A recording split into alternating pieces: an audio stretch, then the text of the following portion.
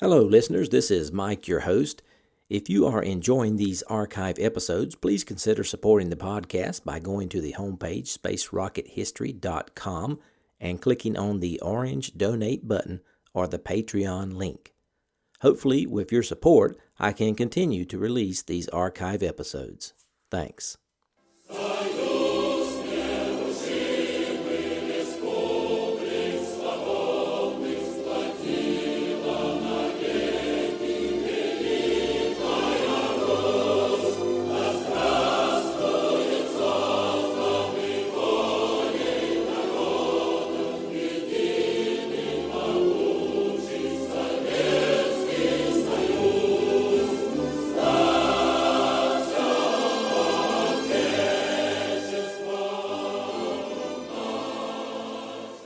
Hello and welcome. This is Michael Annis, and you're listening to episode 174 of the Space Rocket History Podcast.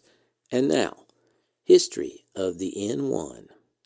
The N-1 launch vehicle was intended to be the Soviet Union's counterpart to the Saturn V, the largest of a family of launch vehicles that were to replace the ICBM-derived launchers then in use.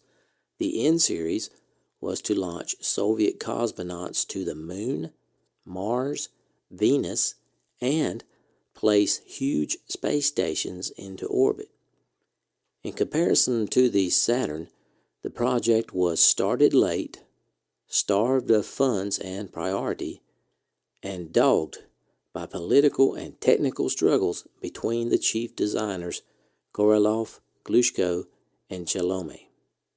The end result was 4 launch failures and cancellation of the project 5 years after Apollo landed on the moon.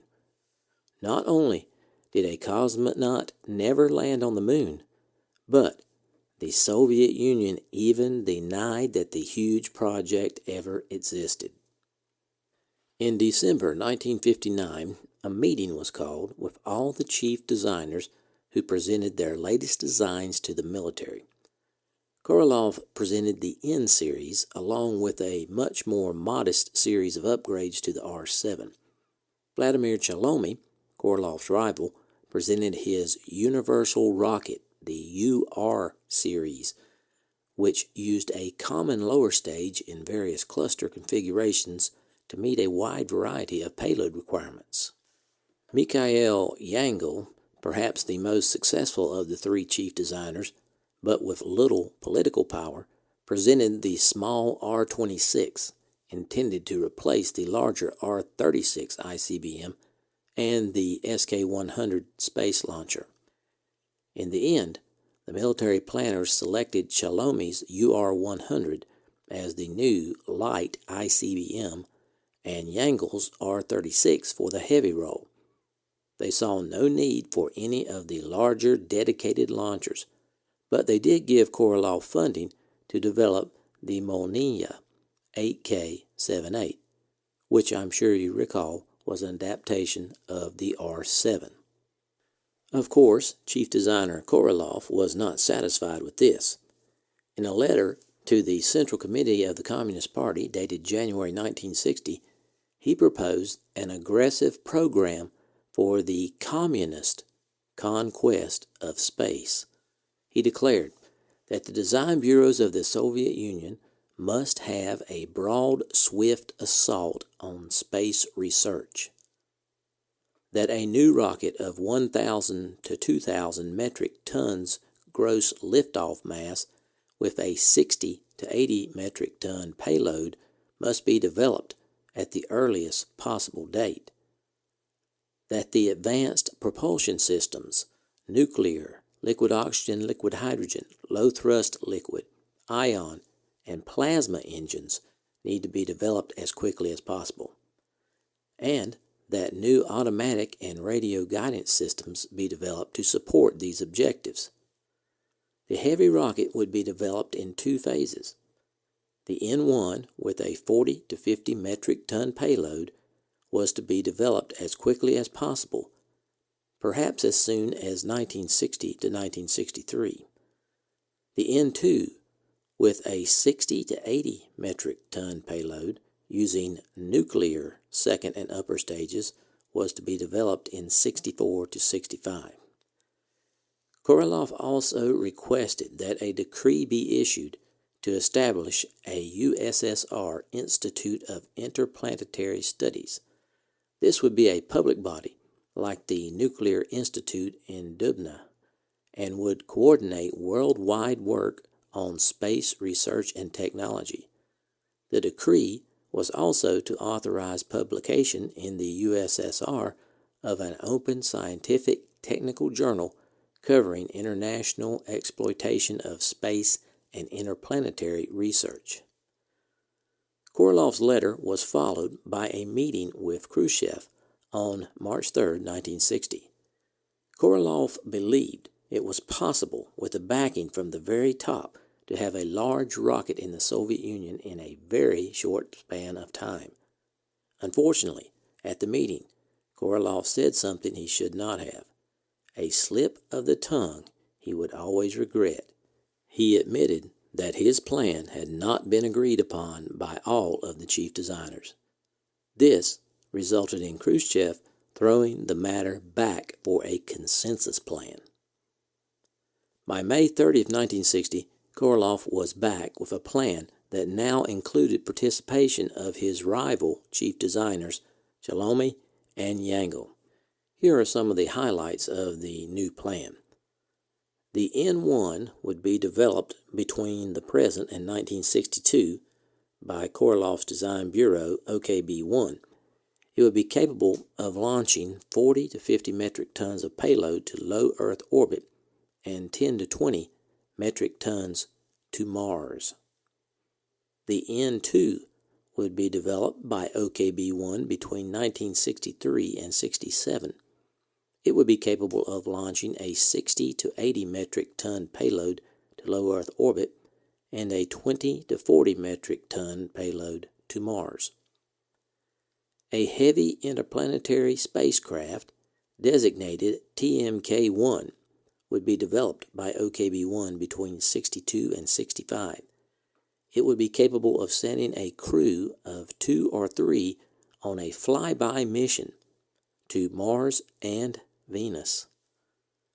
Shalomi's Design Bureau would develop an unmanned cosmoplane for flight to Mars and Venus with return to Earth landing at conventional airfields. The cosmoplanes would use new exotic chemical systems and low-thrust nuclear engines. These would be developed between 1965 and 1966. Shalomi's Design Bureau would also develop the UR-500, a 600 metric ton gross liftoff mass rocket using new chemical propellants for sending these spacecrafts to nearby planets. And to court the military, Korolev's plan called for the development of anti-satellite weapons launched by an R-7 and used to destroy enemy reconnaissance satellites. This time, Korolev's plan was approved as outlined. Therefore, N1 design began as a result of the government decree on June 23, 1960. By September 1960, Korolev's engineers had already settled on the N1 configuration. It would be a monoblock scheme with a total liftoff mass of 2,000 metric tons and a payload of 70 to 75 metric tons. There would be spherical tanks 10 to 11 meters in diameter. At this point, they were still investigating the use of 170 metric ton, 300 metric ton, and 600 metric ton thrust engines. The N1 was expected to have a payload of 3 to 4% of its takeoff mass, and the nuclear N2 would have a payload of 6 to 8% of its mass. 1961 brought more competition and confusion with the N1. Clearly, the chief designers throughout the Soviet Union had a serious problem working together for a common goal. In March 1961, during a meeting at Baikonur, designers discussed the N1 design. along with a new competing design by Chief Designer Glushko called the R-20. In June, Korolev was given a small amount of funding for N1 development between the years 61 and 63. In May 1961, a government report set the first launch date of the N1 rocket for 1965. Now, let's take a quick break from the political battles and cover a significant technical hurdle that needed to be cleared. In developing the upper stage engine for the R-7, Korolev's team demonstrated that the higher performance could be achieved with a closed-cycle engine. The advantage of a closed-cycle engine is that all of the combustion cycle's gases and heat go through the combustion chamber. An alternative design called the gas generator cycle is an open cycle where the gas used to drive the turbo pumps is exhausted overboard without passing through the main combustion chamber. This reduces the efficiency. In a closed cycle, since no propellant is being dumped overboard, combustion allows for high-power turbopumps which permit very high combustion chamber pressures, allowing the use of high expanse ratio nozzles at low altitude for better performance. Disadvantages of the closed system include harsh turbine conditions, exotic plumbing to carry the hot gases, and complicated feedback control. Chief Designer Glushko refused to even consider closed-cycle combustion for a liquid oxygen kerosene rocket. He believed it would only increase the already unmanageable chamber pressures and temperatures. Therefore, Korolev turned to Kuznetsov's design bureau. Kuznetsov's OKB had originally been founded to exploit German engineers and develop the gigantic turboprop engines of the Tu-95 Bear bomber. But with assistance from Korolev's team, he promised he could learn the technology. Kuznetsov had good relations with Korolev and was conveniently located in Samara, the same town where the R-7 production was underway and N1 production was planned. Kuznetsov was willing to attempt to produce the higher efficiency closed-cycle engine that Glushko believed was impossible with the liquid oxygen kerosene propellants. Also in May of 1961, the U.S. announced its goal of landing a man on the moon before 1970. This prompted Korolev to propose his own plan, a lunar mission based on a new spacecraft known as Soyuz that was designed for Earth orbit rendezvous. Korolev called for several launches to build up a complete moon package, one for the Soyuz, another for the lunar lander, and additional launches with cislunar engines and fuel. This approach required a rapid launch rate to ensure that the modules in space could be built before running out of consumables while waiting in orbit. For the launch vehicle, Korolev proposed a smaller N1 with a 50-ton payload. Unfortunately for Korolev, proposing a plan did not ensure its political support, but Korolev was determined. A year later, on May 16, 1962, the N1 draft project was completed. Now, the design had to be defended before the other chief designers at a meeting held over a 2-week period in July of 1962. The 3-stage N1 design of 1962 was meant to achieve the following objectives. 1. Place a heavy spacecraft in low Earth orbit for the purpose of research. 2. Circumnavigation of the moon with a crew of 2 to 3 men, and entry into lunar orbit of robotic and crewed modules for study of the lunar surface. 3. Expeditions to the surface of the moon. 4. Establish a lunar base and regular traffic between the Earth and the moon. 5. flyby of Mars and Venus, and return to Earth by a crew of 2 to 3 men. 6. Entry into orbit around Mars and Venus and return to Earth of a spacecraft with 2 to 3 men. 7. Delivery of expeditions to the surface of Mars and Venus and identification of sites for research bases. 8. Launch of automatic probes to the outer planets, Jupiter and Saturn, etc.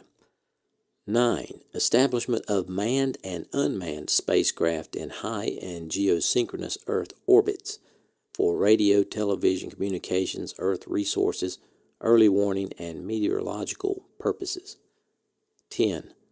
Deployment of heavy automatic and pilot military stations for high-priority operations on Earth, including the capability of making evasive maneuvers and deployment of large numbers of nuclear warheads or other military apparatus in low Earth orbit.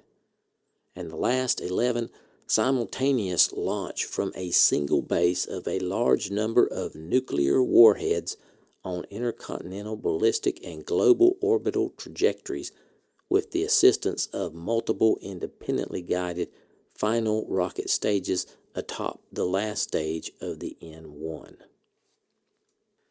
To facilitate a 75 metric ton payload, the design called for a gross liftoff mass of 2,000 to 2,300 metric tons using only liquid oxygen and kerosene propellants in all stages. It would be necessary to build a 150 metric ton closed-cycle rocket engine for use in the launch vehicle. Now, at the time, the largest rocket engine chamber built in Russia was 40 metric tons, and it was open cycle. There would be 24 11D51 engines for the first stage, 8 11D52 engines in the second stage, and 4 smaller 11D53 engines in the third stage.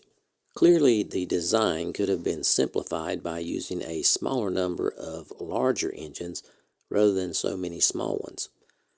OKB-1 studied the development of large engines in the 600 to 900 metric ton capacity, but these engines would have required development of new technologies which would not be available during the N1 project's timeline. The design called for the clustering of small engines to be managed by the CORD system, K-O-R-D. This was an elaborate automatic system that would monitor engine health, shut down any failing engines and its opposite number, allowing continued operation of the cluster until the required stage performance was reached. At the meeting, Korolev had to justify his selection of liquid oxygen kerosene propellants and the monoblock configuration, which brings us to a major geographical advantage the U.S. had over the Soviet Union. In the United States, launch from coastal Cape Canaveral permitted the 10-meter diameter Saturn 1C and the Saturn II stages to be shipped by barge from the factories to the launch site. No such possibility existed for Baikonur in the arid steppes of Kazakhstan. Alternative launch sites were considered, but Baikonur remained the only possibility. Due to the geography of the Soviet Union, there was no other launch location with relatively uninhabited downrange areas for impacts of the spent rocket stages. Despite intense criticism by Chief Designer Glushko, Keldysh and the rest of the expert commission supported the N1 draft project, but the program was still without an authorized mission. In August, following the approval of the draft project, there was a more informal discussion between Khrushchev and the chief designers at the Soviet leader's estate at Pitsunda on the Black Sea. Korolev went over the head of the military once again and pitched his giant military space station as a rationale for the project. At the conclusion of the meeting, Khrushchev ordered the start of the project to put a 75 metric ton manned platform with nuclear weapons into low Earth orbit. The official decree authorizing N1 production was issued on September 24, 1962, with the first flight to occur in 1965. Now, this set forth the first of a series of optimistic schedules for development of the launch vehicle. Completion of the third stage test was expected by the end of 1964. First and second stages by mid-1965. Completion of all engine test stand runs for the first quarter of 1965, and completion of the launch complex by the end of 1964. So, after 2 years of struggle, Korolev finally had his authorization in hand, but it turned out not to be enough. He had authorization for the N1, but didn't have the support from the military with a payload for it to launch. Early in 1963, Chief Designer Barman was given responsibility for design and construction of the launch facilities. In March 1963, his design bureau began work on the N1 launch complex. The groundbreaking ceremony was held a year later, and construction began on the N1 launch complex and assembly buildings then. Korolev continued to search for funding of a payload for the N1. In September 1963, he was required to submit his plans for space projects in the period 1965 to 1975. Korolev saw a clear chance to again appeal to the leadership for a manned lunar landing program. He dusted off his rejected L1 circumlunar project, but added 4 new spacecrafts that would allow reconnaissance, followed by landing on the moon and extended exploration of its surface. First, the new L1 project had the objective of sending 2 men on a circumlunar flyby trajectory. The Soyuz configuration was different than we're accustomed to.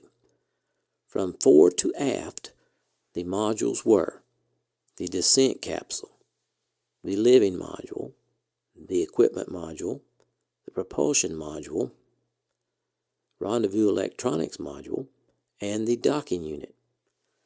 This configuration would be important in the latter N1-based projects. The system consisted of a 7K manned spacecraft, the 9K rocket spacecraft, and the 11K tanker. A total of 6 launches of the Soyuz booster would be required. The 9K rocket stage would be put in orbit first. It would be followed by 4 11K tankers, which would top off the tanks of the rocket block. Then, when all was ready, the 7K manned craft would be put into orbit and dock with the 9K stage. The stage would fire and put the manned spacecraft on a trans lunar trajectory. Next was the L2 project to land a remote-controlled, self-propelled rover on the surface of the moon. It would use the same rocket stage and tanker elements developed for the L1 manned circumlunar project. The objective of the L2 would be to conduct scientific research on the lunar surface and to allow selection of a favorable landing site for later manned flights. A television system would send back panoramic television pictures. The rover would be nuclear powered and equipped with a radio beacon for later manned expeditions to use for precise landings. The L2 system consisted of, first, the L2 crawler. This had a maximum speed of 4 kilometers per hour and a range of 2,500 kilometers. Next, the 13K rocket system for mid-course corrections and lunar braking. This would brake the L2 to a direct landing on the surface of the moon with no intermediate lunar orbit. And finally, the 9K Trans Lunar Injection stage for sending the L2 toward the moon from the low Earth assembly point. Next, and probably the most interesting, was Korolov's first version of the L-3 manned spacecraft designed to make a direct lunar landing using the Earth orbit rendezvous method. It was a 200 metric ton spacecraft requiring 3 N-1 launches and a single Soyuz launch to assemble in low Earth orbit. The first N-1 launch would place the 75 metric ton partially fueled Trans Lunar Injection stage and L-3 spacecraft into low Earth orbit. 2 further N-1 launches would orbit 75 metric ton tankers, which would rendezvous and dock with the first payload and top off its propellant tanks. Then the Soyuz would be launched for an automated rear-end docking with the entire L-3 stack. The L-3 spacecraft therefore consisted of 5 elements. First, the Trans Lunar Injection stage. Second, the Lunar Braking stage. Third, the Lunar Soft Landing / Ascent stage, which had a total mass of 21 metric tons landed on the moon. The stage would use variable thrust engines to make a soft landing at 2 to 4 meters per second on the surface. The landing leg structure and the soft landing engines would be left behind on the moon. Fourth, the ascent stage, which would separate from the landing legs and propel the manned capsule back toward the Earth. And fifth, the Soyuz L-1 manned spacecraft, which consisted of a 2.5 metric ton equipment module and a 2.5 metric ton re-entry module. It could accommodate a crew of 2 to 3. The total L-3 mission would take 10 to 17 days. 2.5 to 3.5 days would be spent on the trans-lunar and trans-Earth legs of the mission. 5 to 10 days would be spent on the lunar surface.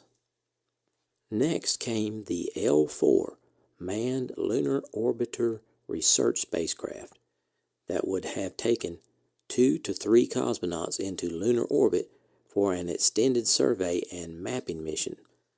The L-4 complex, with a total mass of 75 metric tons, would be placed into orbit in a single N-1 launch and would consist of, first, the Trans Lunar Injection stage, second, the Lunar Orbit Maneuvering stage, which would have a total mass of 11.5 metric tons.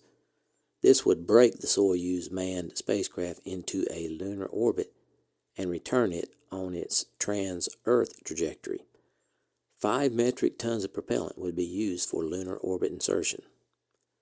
And third, the L-4 stage, which would be a modification of the 7K Soyuz. And finally, the L-5 heavy lunar self-propelled craft would be used for extended manned reconnaissance on the lunar surface.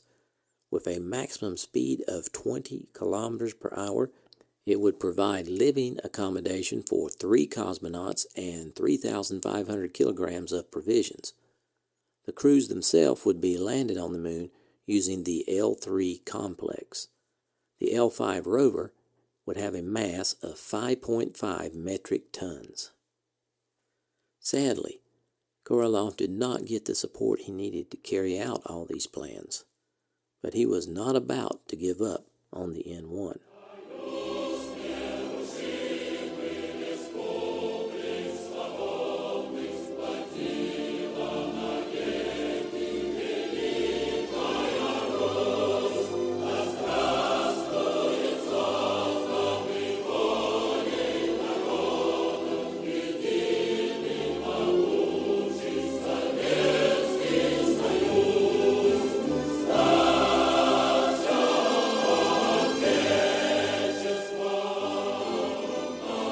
Thanks for listening to this archive episode of the Space Rocket History Podcast. If you are financially able, please support the podcast by going to the homepage, spacerockethistory.com, and clicking on the orange Donate button or the Patreon link. Thanks.